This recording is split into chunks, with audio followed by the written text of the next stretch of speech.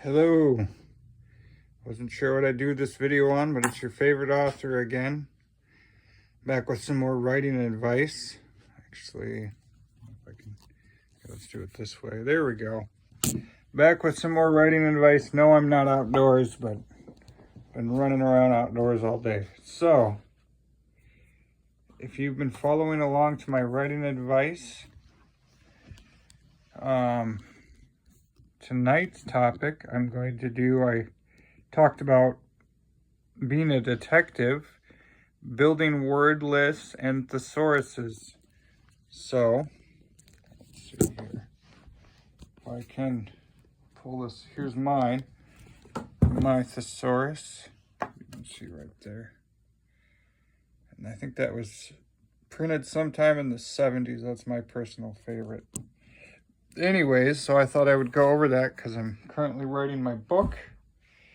And throughout that process, what I do is I build word lists.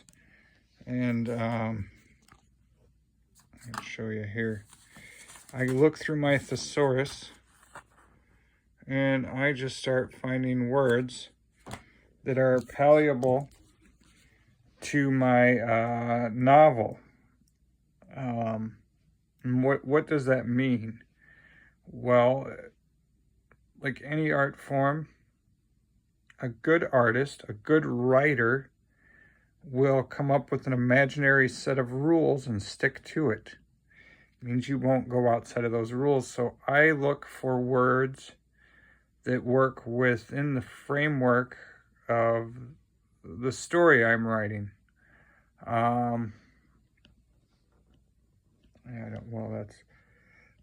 That's what I do. So there are some words I think to myself, well, that word would never be in the novel, so I don't use it. But anyways, the writing's been going pretty good for this book, but to progress forward, the current chapter I'm on, I need words. And got me to thinking there's a line you can use. You can go, the darkness sat idle. The darkness loomed over the town. The darkness, this or that. And it's it's an adjective. It's a word. I call it a filler word because darkness is used. A lot of people, when I go over other people's work and edit other people's work, I'll see a filler word like that and I'll point it out to them and I'll say, well, that's what you have isn't written poorly. It's just we need to take that word darkness and do a few things with it. We need to ask ourselves, leave it in there, write what you need to write, and then when you come back over it and edit it, and if you've heard me say this before, there's no such thing as a good writer, there's only good editors. You're going to want to take that word darkness and either omit or replace. So you have to come up with the darkness sat over the town. Well, is it really? Then start to question yourself. And I think I did another video on that, but seriously question yourself and say, did the darkness sit over the town? Is it really darkness that's sitting over the town? Does the scene really exemplify that? It might not be darkness. It's just a word that, it sounds spooky, but it's unfortunately a word overused over and over and over again. So you try and think through that thoroughly. What word could I replace darkness with? And that's kind of what I'm doing right now, but I'm building and cataloging new words and I have a document on my computer and that's all it is just words from the dictionary that I think I might use in this current novel I'm writing. I don't know if I can even pull it up. I'll see if I can. But you got to think in terms of what the book I'm writing right now, and that's where it can get daunting. It's about a witch, but what I like to do is think of words that work on the outside of that. So if the book's about a witch, do I want to use a bunch of repetitive words that we would see in other books about witches? And the answer is no, not necessarily. So I want to build a framework of words that work for the story I'm writing that are not necessarily... Here, I'll show you. And you can kind of see, if you can see that dimensional swirls. And I don't know, blue flames, floating stars. But anyways, here we go. Here's my word list. Betoken, bemused. You can see pneumatic, loiter, implausible, rumination, clairaudient, or however you pronounce that. But anyways, that's kind of gives you an insight into what I'm looking at when I write. And so they're just words. And I think to myself, well, I think these words would somehow squeeze into that narration. I don't know how, I'm not trying to, I'm just building a catalog of words, and I'll kind of remember them as I'm writing, or similar words, so that my brain's not completely 100% stuck off the top of my head, and I have something to draw from. And that certainly is a problem that I'm going through right now, but I know how to solve that problem. Because when you're writing off the top of your head, things can fall flat and get very stagnant. And so right now it's just been really hot and muggy, and my brain's been working kind of slow. So 90% of what I'm writing, I'm just removing, I'm editing out. And one of the other things, and I talked about this in another video, I picked about 7 or 8 artists for this book, and I'm kind of going over their artwork,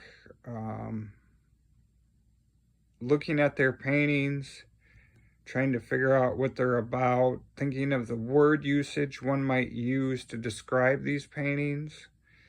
I'm thinking of palette. That's another one I don't think I mentioned in the last video. But there are 6 colors. I know the internet will try and fool you on that, but there are 6 colors, right? Red, yellow, blue, green, orange, 6 colors. But how many different ways can we say the color orange? How many different ways can we say purple? We can say purple, we can say violet. My brain's moving slow. But I built a word list. I did this a long time ago, of all the different versions of a color that there are. And I also tried to think in terms of words that aren't colors, but that you might associate that word with the idea of a color. And so it just makes it a lot more fun for the reader. And that's kind of what I'm going after. I want them to have a good time reading. I want them to... I want it to be exciting. My words to be exciting for the audience. So keep building word lists. Get a good thesaurus, like I got here, and even in your off time, if you're not writing a short story, and go through those sets of words and build a word list. And another thing, a practice I do before I go here, I'll tell you, when I write poetry, what I'll do is, I found a long time ago, I figured out that my poems were falling flat. I just didn't understand they were. And a lot of people's poetry falls extremely flat. Here we can look at my grandma while I close up. What I do with my poetry, I had a lot of fun with this. I decided I looked through all my catalog of poems and I realized I'm reusing a lot of the same sentences in my poems. Oh gosh, that's not good. So, and I didn't know I was doing it. I was subconsciously doing that. So, and you're going to have to do that for a full-length novel because you're going to reuse sentences without realizing it. And you have to pull all that out. You have to get rid of it and excommunicate all of it. And you can't decide there's a favorite line. You just need to pull it all out. But anyway, so I'll write a poem, and I'll even try and write a plain, I even have hard times doing this now, the most plain, dull poem you can think of. And then I'll underline all the adjectives. Then I'll get out my thesaurus, and I'll go through blindly. I'll just start removing those words and replacing them with nonsense words that I've pulled out of my thesaurus to see what I come up with, to see if there's something there. Who knows, it might be a completely new poem about something completely different, but it will totally change my perception of what that poem is or could be. And then I may go through, and I do this in two separate processes. So it'll be underlining adjectives, and I might write another poem where all I do is underline all the verbs. And then I remove all the verbs and replace those with new verbs. Or what makes verbs so much fun is you can even use, which I know this English teachers, boy, I have such a hard time with them. It's perfectly okay to use an adjective as a verb. Trust me, you'll figure it out. And that's what I'll do. And an adjective will become a new way to express action. It's a lot of fun. But anyways, I hope that gets you guys thinking and gets you on a better path to becoming a better writer. So get out your thesaurus and just start jotting down words that you find of interest. And start compiling a list.